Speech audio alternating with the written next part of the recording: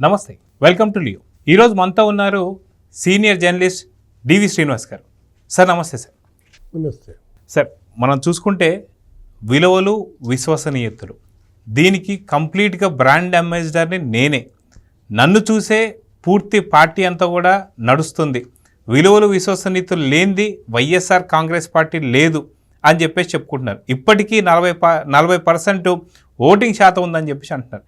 మొన్న గ్రాడ్యుయేట్ ఎలక్షన్స్లోనే దాదాపు 10 నుంచి 11% వెళ్ళిపోయిందని చెప్పి చాలా క్లియర్గా దాదాపు 80,000 మెజారిటీ, దేశంలోనే ఎక్కడా లేనటువంటి మెజారిటీ కూడా వచ్చినటువంటి దాఖలాలు చూసిన తర్వాత ఇప్పటికీ జగన్ 40% ఓటింగ్ ఉందని చెప్పేసి ఎలా అనగలుగుతున్నాడు? అదేవిధంగా విలువలు విశ్వసనీయతలకు మారు పేరే జగన్ అని చెప్పి మాట్లాడుతున్నారు. కానీ అదే జగన్ ఆత్మ అయినటువంటి యొక్క ఏదైతే విజయసాయి రెడ్డి ఉన్నారో తను చాలా క్లారిటీ చెప్పాడు, తనకి విలువలు విశ్వసనీయత తనకు లేనే లేవని చెప్పి. మొత్తానికి జగన్ చెప్పుకుంటున్నటువంటి ఈ మాటల్ని ఎలా చూడాలంటారు? జగన్మోహన్ రెడ్డి విలువల గురించి వాళ్ళ అమ్మ విజయమ్మ చెప్పాలి. జగన్మోహన్ రెడ్డి విశ్వసనీయత గురించి వాళ్ళ చెల్లి షర్మిల చెప్పాలి. లేదు బాబాయ్ కూతురు, చిన్నాన్న కూతురు సునీత చెప్పాలి. లేదు అసలు అతని విలువలు విశ్వసనీయతకి విజయసాయి రెడ్డే సాక్ష్యం. మీరు అన్నారు ఏది, జగన్మోహన్ రెడ్డిపై తన మనసు ఇరిగిపోయింది అన్నాడు.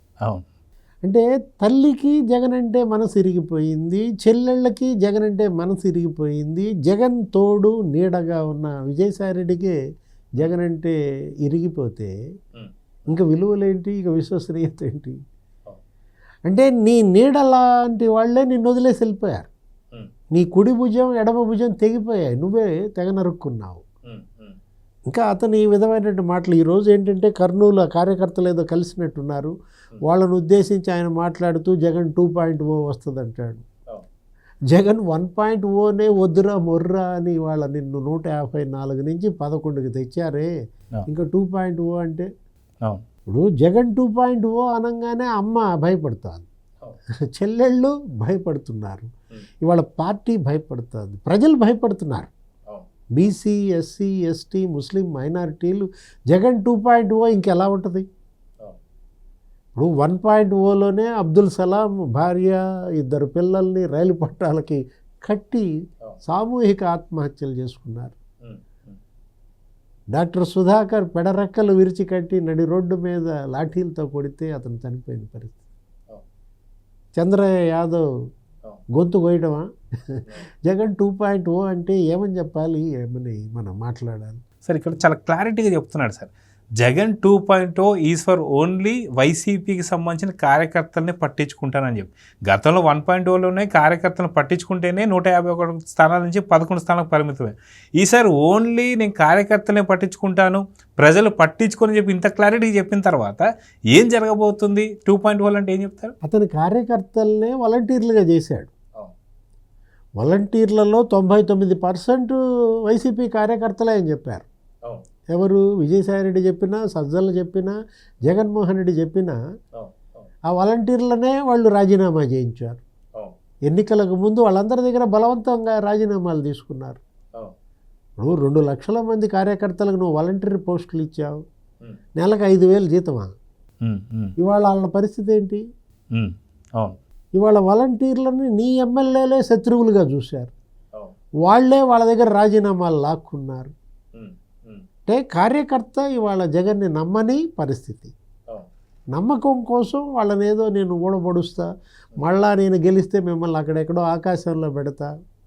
ఇప్పుడు మొన్న గెలిపించారు, ఒక్క ఛాన్స్ అని అడిగితే రాజశేఖర రెడ్డి బిడ్డనని అందరి దగ్గర నీకు గడ్డాలు పట్టుకుని తలలు నిమిరి ముద్దులు పెడితే మొత్తం బీసీ, ఎస్సీ, ఎస్టీ, ముస్లింలంతా రాజన్న బిడ్డగా వేశారు. 154 సీట్లతో నిన్ను నెత్తి మీద పెట్టుకున్నారు, పిండి కొట్టాడు. నెత్తినెక్కించుకుంటే ఏం చేశాడు? పిండి కొట్టాడు అనమాట. ఏది వాళ్ళ బీసీల నెత్తిని పిండి కొట్టాడు. ఎస్సీ, ఎస్టీ, ముస్లిం ఎవరిని వీళ్ళు బతకనిచ్చారు? తెలుగుదేశం, జనసేన, బీజేపీ, కమ్యూనిస్టులు ప్రతిపక్షాలను చెల్లాచెదురు చేసావు, ఓకే, అది రాజకీయం అనుకున్నాం. ఉపాధ్యాయులపై ఉక్కుపాదమా? వాళ్ళని పోలీస్ స్టేషన్లో పెడతావా? జగన్ 2.0 అనగానే ముందు భయపడేది ఉపాధ్యాయులు.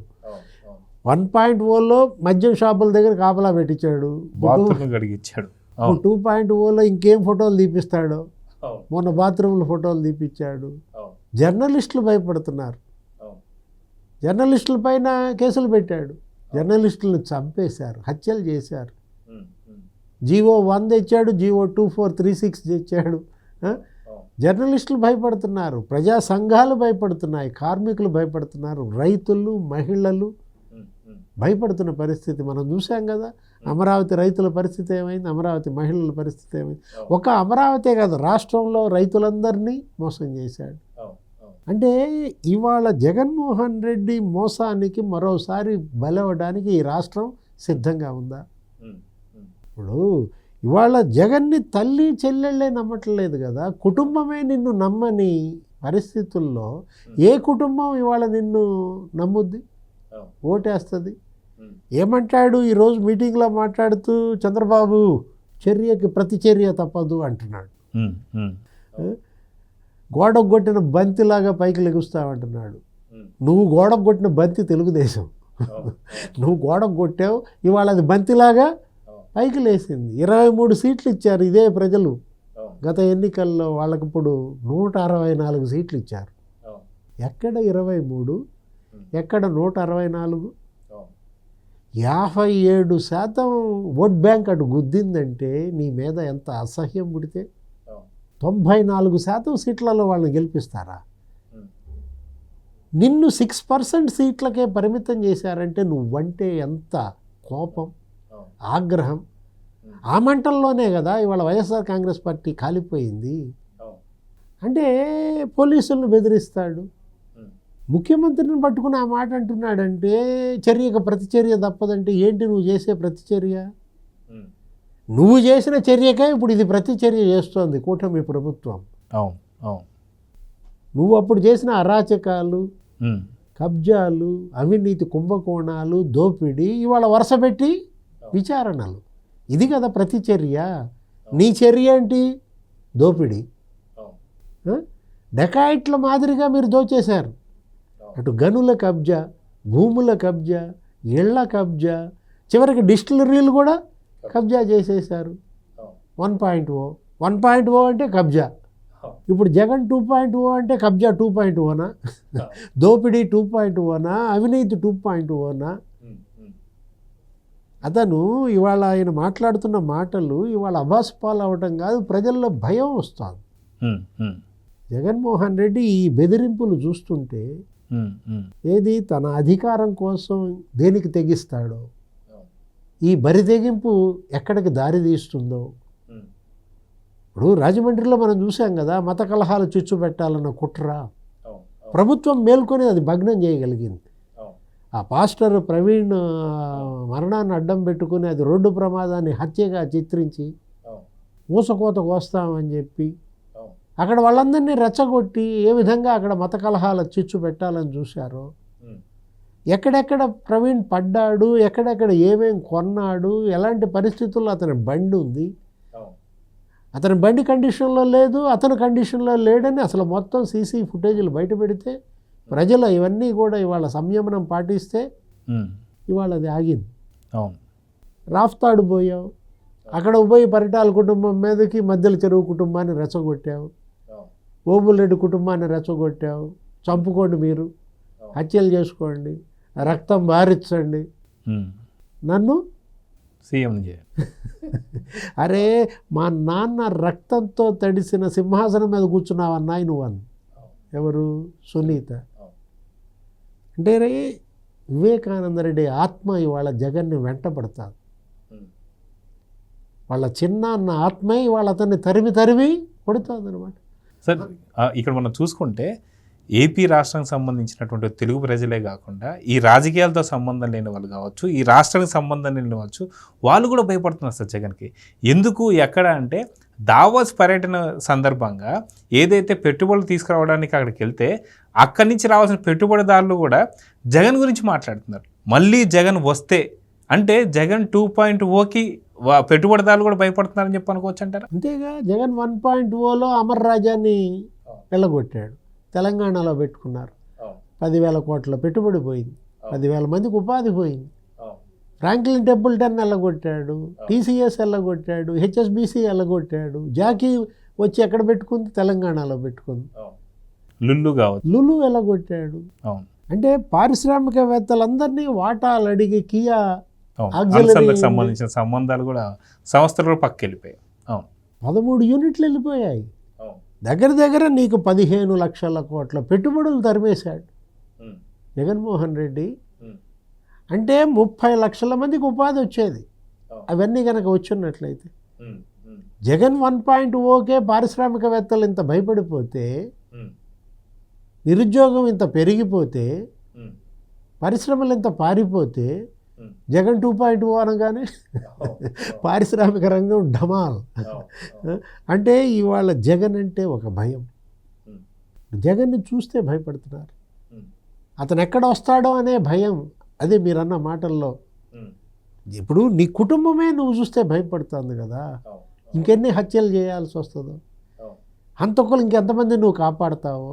ఎలక్షన్స్ రాగానే తల్లి ఫారెన్కి వెళ్ళిపోతుంది, చెల్లి దూరం వెళ్ళిపోతుంది. దీని అన్నింటినీ ఎలా చూడాలంటారు? అంటే ఇప్పుడు జగన్ 1.0లో పెద్దిరెడ్డి రామచంద్రారెడ్డి కొన్ని వేల ఎకరాలు కబ్జాలని ఇవాళ మదనపల్లి ఫైల్స్ తగలబెట్టడం,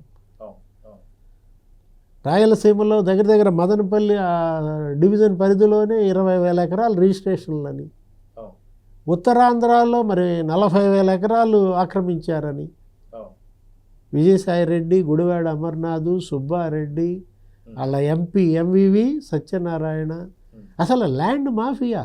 సజ్జల కుటుంబం 105 ఎకరాలు ఫారెస్ట్ ల్యాండ్ ఆక్రమించిందని కడప జిల్లాలో, కాకాని గోవర్ధన్ రెడ్డి కొన్ని వేల ఎకరాలు ఆక్రమించాడని.